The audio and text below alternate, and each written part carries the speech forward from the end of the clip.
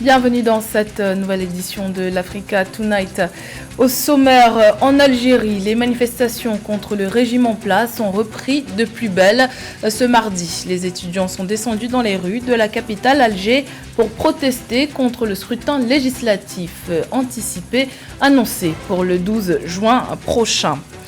Plus qu'un accord commercial, la ZLECAf représente un espoir de sortir l'Afrique de la pauvreté. La ZLECAf, c'est environ 1,3 milliard de consommateurs. Les pays africains ont ouvert leur marché le 1er janvier 2021 dans le cadre de l'accord de libre-échange continental. Et puis, portrait en fin d'édition du nouveau président de la Confédération africaine de football, Patrice Motsepe. Le milliardaire sud-africain entend révolutionner le football africain. Mais tout d'abord, 4 enfants ont péri dans des inondations qui ont ravagé Kinshasa, la capitale de la République démocratique du Congo, ce mardi 16 mars, selon les autorités. Les 4 enfants issus de la même famille vivaient dans la commune de Kisenso, dans le sud de Kinshasa. De nombreux quartiers de la capitale de plus de 12 millions d'habitants étaient inondés mardi matin. Des inondations qui ont été occasionnées par la rivière Kalamou, sortie de son lit.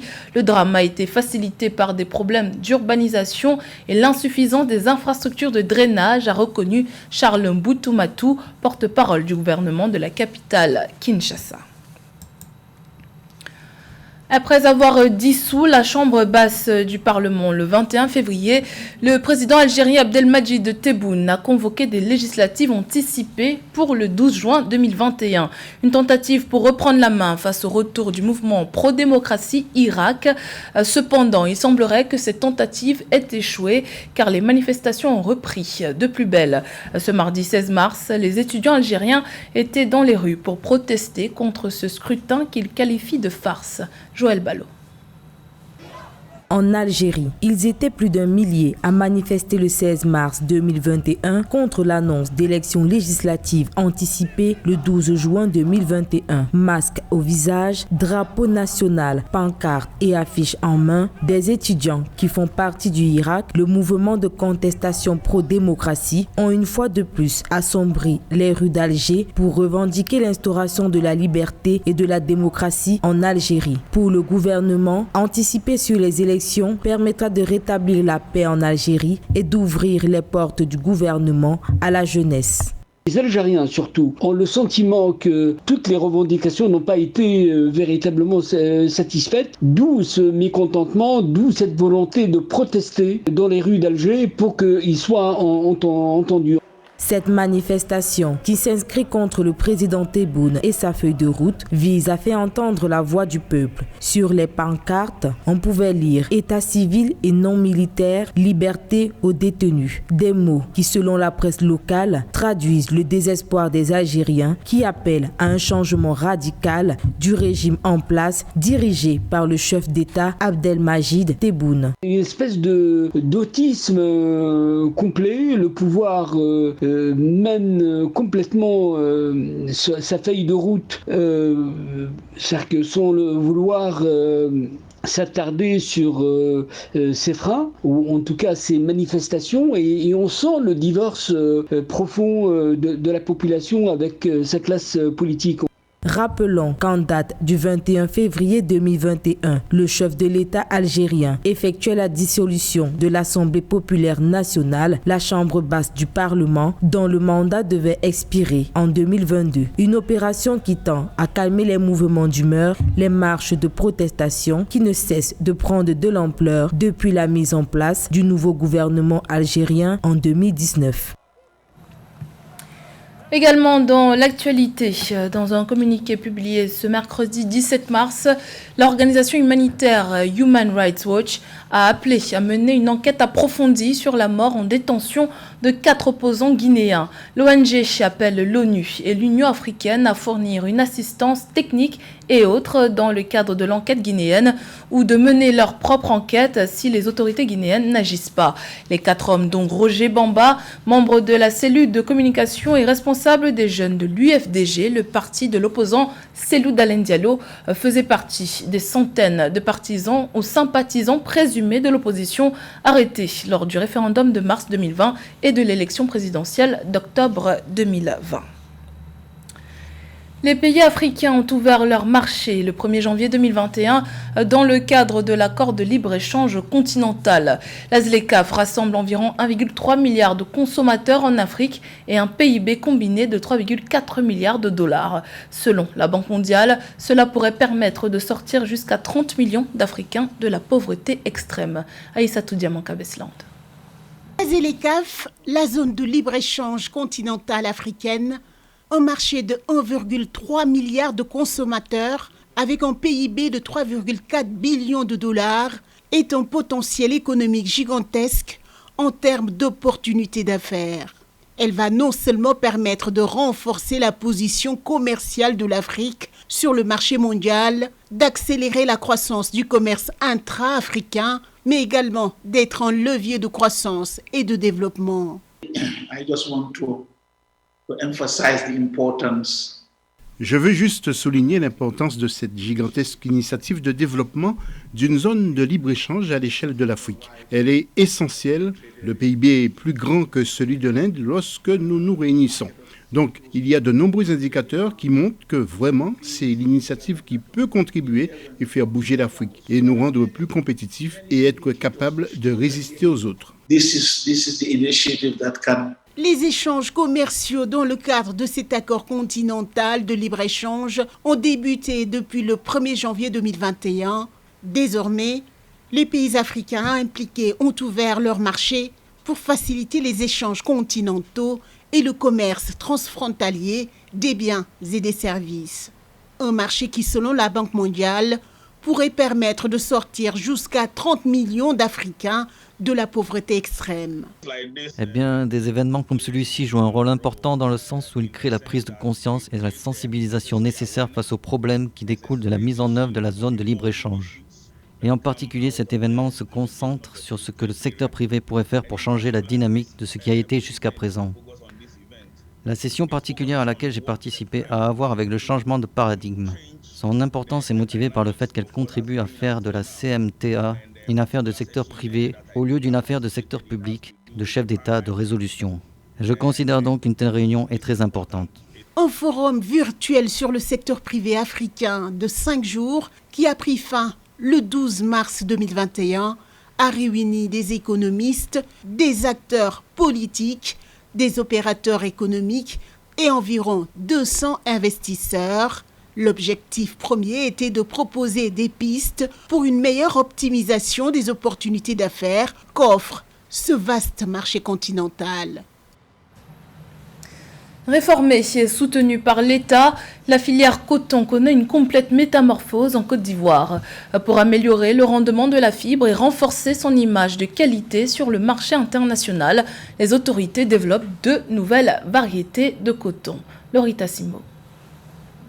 Le Centre national de recherche agricole de la Côte d'Ivoire vient de concevoir de nouvelles variétés de coton au profit des producteurs. Dénommées CI 123 et CI 128, ces semences permettront, selon les autorités, d'améliorer non seulement le rendement de la fibre, mais aussi de renforcer son image de qualité sur le marché mondial. On sait que la Côte d'Ivoire a une production de coton qui est assez riche et assez variée. Et le fait de varier la culture de coton, ça peut amener à plus de diversité et de donner le choix à plus de consommateurs afin de pouvoir avoir accès à des produits qui soient variants et qui peut être appliqués à différentes coutures. Donc pour ma part, je pense que c'est l'aspect positif. En plus de cela, je pense que la productivité de coton viendra du fait d'augmenter le capital travail et surtout augmenter aussi les capitaux de production afin de pouvoir produire le coton de manière assez rapide et assez efficace pour pouvoir augmenter la productivité du coton. Cette innovation de la filière coton ivoirienne entre dans le cadre de la stratégie de l'exécutif visant à accompagner ce secteur qui a connu une progression fulgurante ces dernières années, atteignant plus de 490 000 tonnes en 2019-2020. Pour augmenter la production cotonnière, la Côte d'Ivoire doit se doter de nouveaux matériaux afin d'avoir des capitaux qui soient assez suffisants pour permettre d'augmenter la productivité, car on sait que c'est en amenant du capital, du progrès technique et de l'innovation qu'on peut générer plus de productivité et plus de coton. Donc pour ma part, je pense qu'il faudrait que la Côte d'Ivoire augmente son flux de capital et son flux d'investissement en matière de capitaux de production de coton. coton afin de pouvoir être plus productive. Notons que pour la période 2020-2021, la Côte d'Ivoire atteint une récolte de 520 000 tonnes de coton.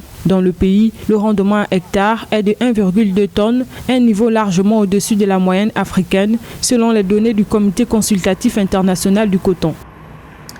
Après une chute de son PIB en 2020, l'Afrique subsaharienne devrait connaître un rebond modeste mais encourageant en cette année 2021. Le PIB réel africain devrait connaître une hausse de 3,4% selon les estimations de la BAD. Cette reprise devrait être plus rapide dans les pays exportateurs de produits agricoles. Par contre, elle sera plus difficile pour les exportateurs de métaux ou de pétrole. Les précisions de Mindred Diamant.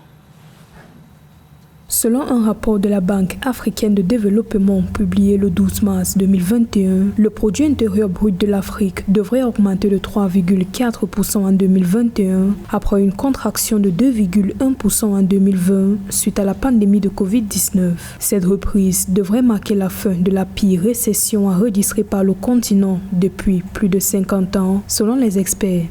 L'année 2020 a été une année difficile pour le continent africain, avec une récession dans la plupart des pays, des 50 pays africains. Et l'année 2021 est une année d'espoir et surtout une année de relance économique, avec une reprise de la croissance économique dans la plupart des pays, avec un taux de croissance qui avoisine les 2-3%. Je pense que cette reprise est dictée par le retour de l'activité touristique et aussi l'exploitation des matières premières et la hausse du prix des matières premières qui permet aux économies de disposer de devises et de pouvoir investir dans d'autres types d'activité. Le rapport de la Banque africaine de développement indique que cette reprise sera soutenue par une relance du tourisme ainsi que par une hausse des prix des matières premières et un assouplissement des restrictions imposées par la pandémie. Les économies dépendantes du tourisme devraient connaître une croissance de 6,2% en 2021, tandis que celles dépendantes du pétrole devraient subir une progression passant de moins 1,5% à 3,1% d'après ce rapport.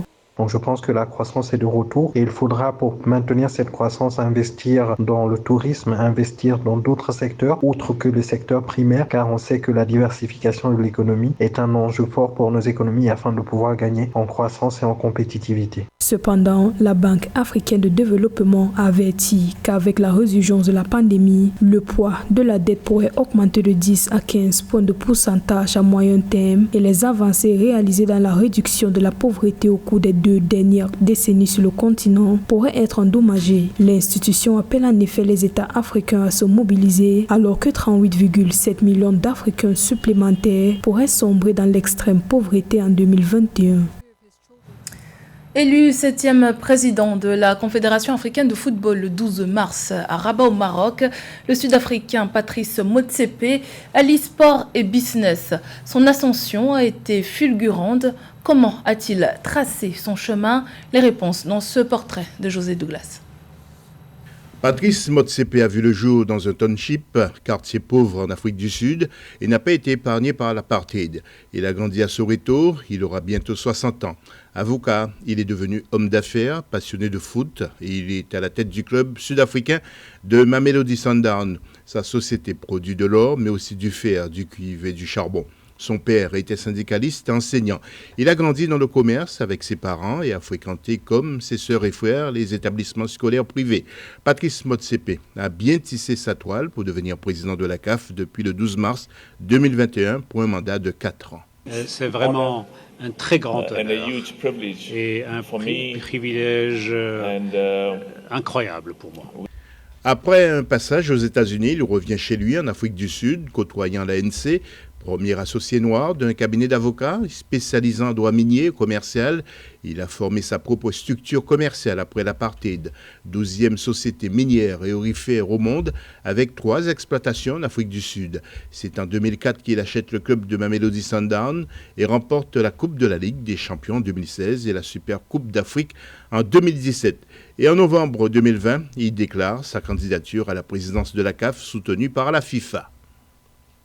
Et également, je voudrais adresser mes remerciements à mon frère Gianni pour la vision et l'encouragement pour que nous travaillions dans l'unité. Et c'est uniquement ainsi que nous pourrions relever les défis posés à l'Afrique pour pouvoir réussir.